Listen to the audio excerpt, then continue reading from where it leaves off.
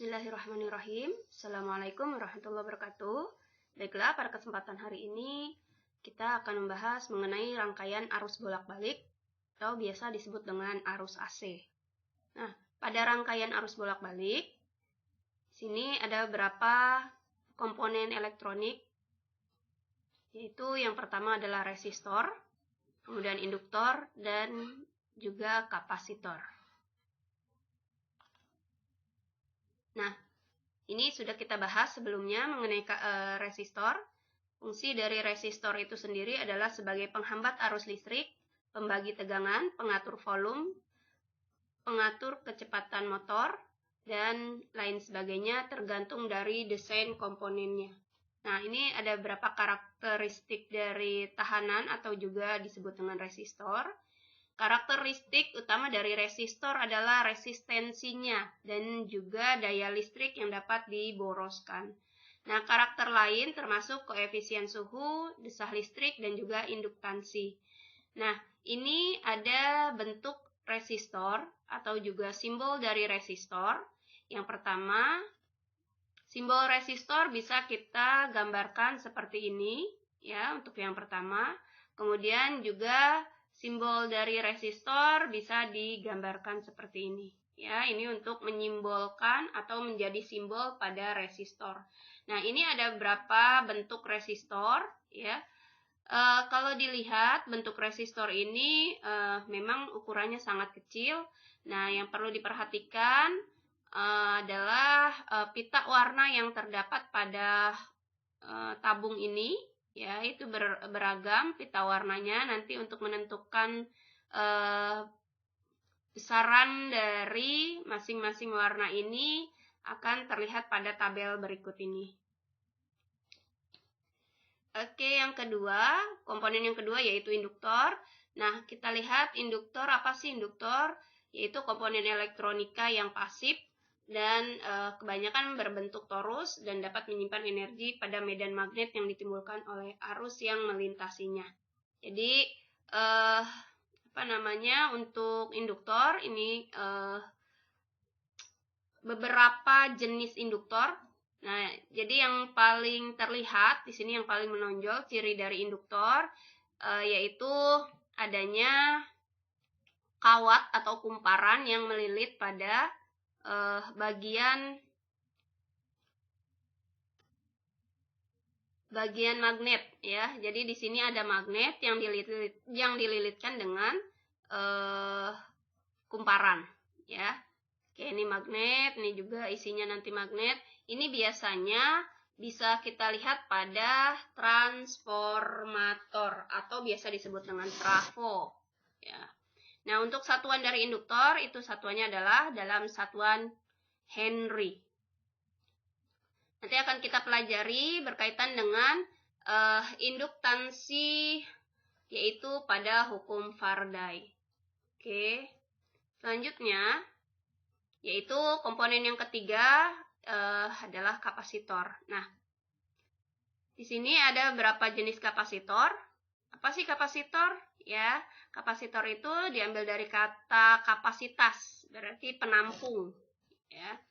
Nah, sebagai penyimpan energi atau muatan listrik di dalam medan magnet dengan cara mengumpulkan ketidakseimbangan internal dari muatan listriknya. Oke, ini ada beberapa jenis kapasitor, bentuk-bentuknya berbeda-beda, ya. Tetapi fungsinya sama, yaitu sebagai penyimpan energi. Nah, nanti disesuaikan dari setiap bentuk kapasitor ini disesuaikan dengan kebutuhan untuk penyimpanan energi ataupun muatan listriknya. Oke, selanjutnya. Nah, berkaitan dengan kapasitor, di sini fungsi dari kapasitor adalah sebagai penyimpan, ya. Maka simpanan dari muatan atau energi listrik ini disebut dengan kapasitas atau memiliki daya tampung yang disesuaikan, ya. Artinya ada batasan kapasitas atau penyimpanannya. Nah, di sini untuk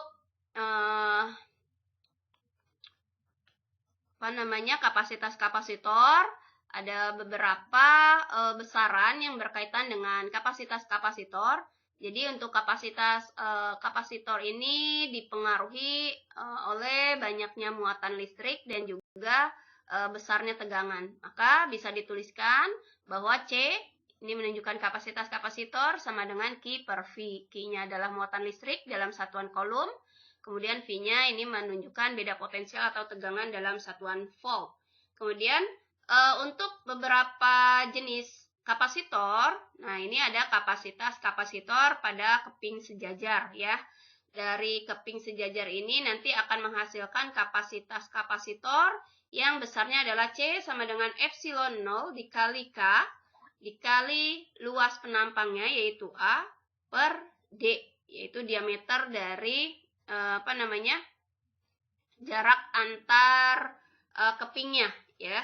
Karena di sini dituliskan keping sejajar, berarti nanti ada keping pertama, kemudian ada keping yang kedua. Jadi kalau seandainya didekatkan, ya maka jarak antara keping pertama dengan keping kedua ini adalah D.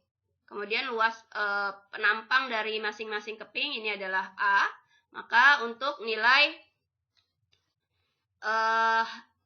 induksi magnetnya itu sebesar E sama dengan VA min VB per D. Kemudian yang selanjutnya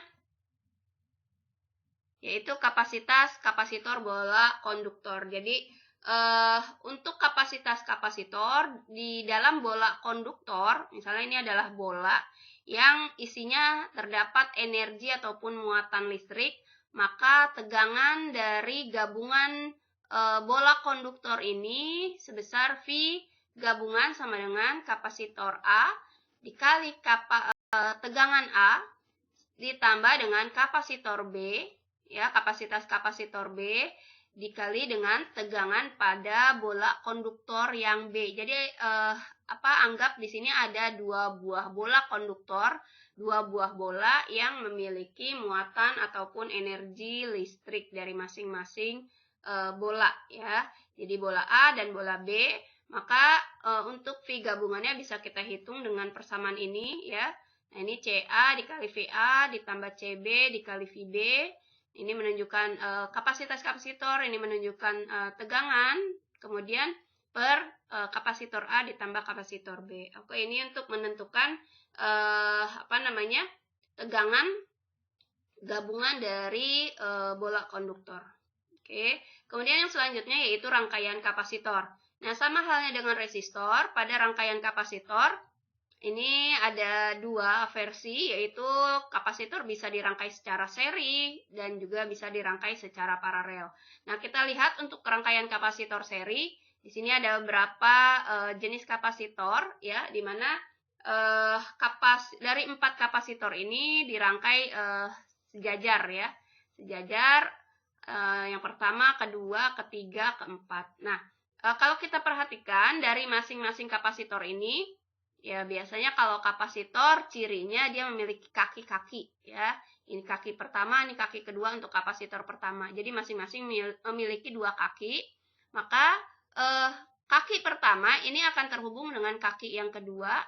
Kemudian kaki yang kedua ini salah satu kakinya terhubung dengan kapasitor yang ketiga ya. Jadi 1 terhubung dengan 2, 2 terhubung dengan 3, 3 terhubung dengan 4 ya, atau terhubung dengan kapasitor 4. Nah, dari sini bisa kita tentukan berapa sih nilai kapasitor atau kapasitas serinya, total seri. Maka untuk kapasitor yang dirangkai seri ini sebenarnya berkebalikan dengan kapasitor paralel ya. Nanti akan berkebalikan, sama halnya dengan rangkaian resistor yang sebelumnya kita sudah bahas, resistor seri dengan resistor paralel. Jadi pada resistor seri itu sama dengan kapasitor paralel. Nah, kapasitor seri ini berkebalikan atau sama ya, sama dengan resistor paralel. Maka nilai untuk C totalnya yang dirangkai seri ini seper C1 ditambah 1/C2, tergantung nanti dari banyaknya kapasitor yang terpasang ya. Nanti kamu lanjutkan ini apakah ada 3 atau 4 atau mungkin lebih dari 4, nanti dituliskan C1, C2, C3, C4. Oke, sampai Cn ini menunjukkan jumlah dari kapasitor yang terpasangnya. Oke, kemudian yang kedua, rangkaian kapasitor yang dirangkai secara paralel. Nah, di sini juga terpasang ada 4 buah kapasitor yang dirangkai secara paralel. Nah, yang membedakan adalah dari masing-masing kapasitor ini, yang pertama, kedua, ketiga, keempat, yang memiliki 2 kaki. Kedua kakinya terhubung dengan kapasitor lainnya. Jadi ini terhubung dengan ini, dan kaki sebelah kanannya juga terhubung dengan sini. Ya, kalau tadi pada yang rangkaian seri hanya salah satu kakinya yang terhubung dengan kapasitor yang lainnya. Itu pada rangkaian secara paralel. Maka untuk menentukan nilai kapasitas total paralelnya, yaitu tinggal kalian jumlahkan dengan banyaknya jumlah kapasitornya, yaitu C1 plus C2 plus C3. Oke, ini untuk yang rangkaian kapasitor paralel. Kemudian yang selanjutnya, rangkaian kapasitor campuran atau kombinasi, gabungan ya. Gabungan antara seri dan paralel. Ini bisa kita lihat pada gambar di sini ada 3 buah kapasitor, yaitu C1, C2, C3. Dari C1, C2, C3 ini menunjukkan nilai kapasitas kapasitor dari masing-masing kapasitornya. Ya, di mana nilai kapasitas kapasitornya untuk kapasitor pertama yaitu 100 mikrofarad, kemudian kapasitas kapasitor yang kedua yaitu 50 mikrofarad, dan yang ketiga yaitu 100 mikrofarad. Nah, nanti dari sini ya, kita lihat untuk kapasitor pertama dan kapasitor kedua ini dirangkai secara seri, kemudian diparalel ke C3. Jadi nanti kalian selesaikan yang paralel dulu atau yang seri dulu, tergantung dari pilihan kalian ya. Mau yang seri dulu atau yang paralel dulu, silakan. Jadi selesaikan dari salah satu rangkaiannya, baru nanti digabung hasilnya. Oke, silakan kalian cari, hitung dari rangkaian kapasitor campuran ini seri paralel. Tentukan yang pertama adalah sebentar. Kita lihat di sini tadi untuk contoh soalnya ya. Kita lihat, maka langkah pertama yang perlu kalian tentukan adalah untuk kapasitas yang seri dulu ya.